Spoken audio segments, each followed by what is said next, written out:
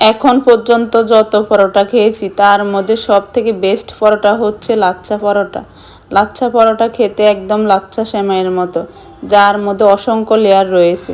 আজকে আমি বাসায় কিভাবে লাচ্ছা পরোটা তৈরি করতে হয় তার রেসিপি আপনাদের সাথে শেয়ার করব। লাচ্ছা পরোটা তৈরি করার জন্য এখানে আমি হাফ কেজি ময়দা নিয়েছি, তার সাথে দিয়ে দিব পরিমাণ মতো লবণ, দিয়ে দিব 2 টেবিল চামচ চিনি। যারা চিনি খান না তারা চিনি স্কিপ করবেন।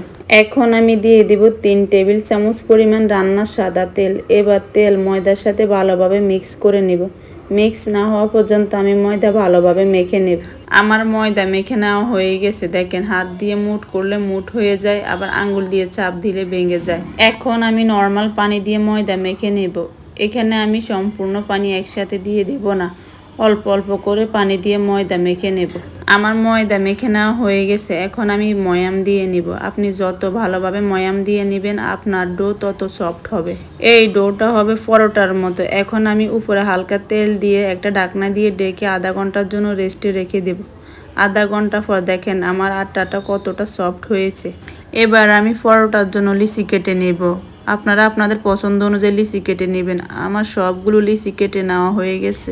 এখন আমি লাচ্ছা পরোটার মেন উপাদান তৈরি করে নেব। এখানে আমি 3 টেবিল চামচ ময়দা, তার সাথে রান্নার তেল হাফ কাপ দিয়ে ভালোভাবে মিক্স করে নেব।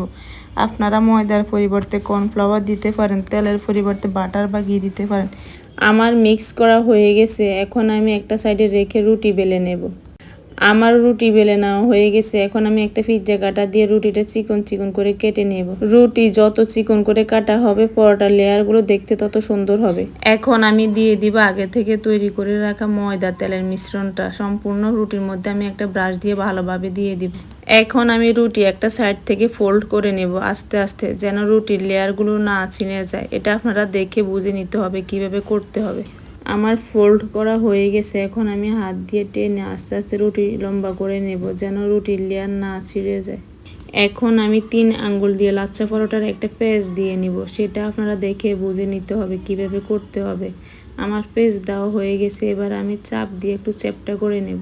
এভাবে আমি সবগুলো লিচি তৈরি করে নেব। এই লিচিগুলোর মধ্যে হালকা তেল ব্রাশ করে আমি 1 ঘন্টার জন্য রেস্টে রেখে দিব। 1 ঘন্টা পর দেখেন আমার পরোটার লিচিগুলো কতটা সফট হয়েছে। হাত দিয়ে চেপে চেপে পরোটা তৈরি করা যাচ্ছে। এই পরোটাগুলো অবশ্যই হাত দিয়ে চেপে চেপে তৈরি করলে ভালো, বেলুনি দিয়ে তৈরি করলে আপনার লেয়ারগুলো নষ্ট হয়ে যায়। লাচ্ছা পরোটা ভেজে নেওয়ার জন্য আমি চুলায় একটা ফ্রাই প্যান বসিয়ে দিয়েছি। এখন আমি দিয়ে দিব আগে থেকে তৈরি করে রাখা পরোটা। আমি পরোটা প্রথমে রুটির মতো করে ভেজে নেব। আমার পরোটার 2 সাইড রুটির মতো করে ভেজে নেওয়া হয়ে গেছে। এখন আমি দিয়ে দিব তেল। এই পরোটার মধ্যে তেলের পরিমাণ একটু বাড়িয়ে দিবেন, তাহলে দেখবেন পরোটার লেয়ারগুলো খুব সুন্দরভাবে বের হয়ে আসবে।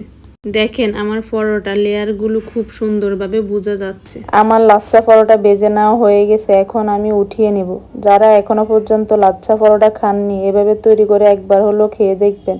এই পরোটার স্বাদ আপনার সারা জীবন মনে থাকবে।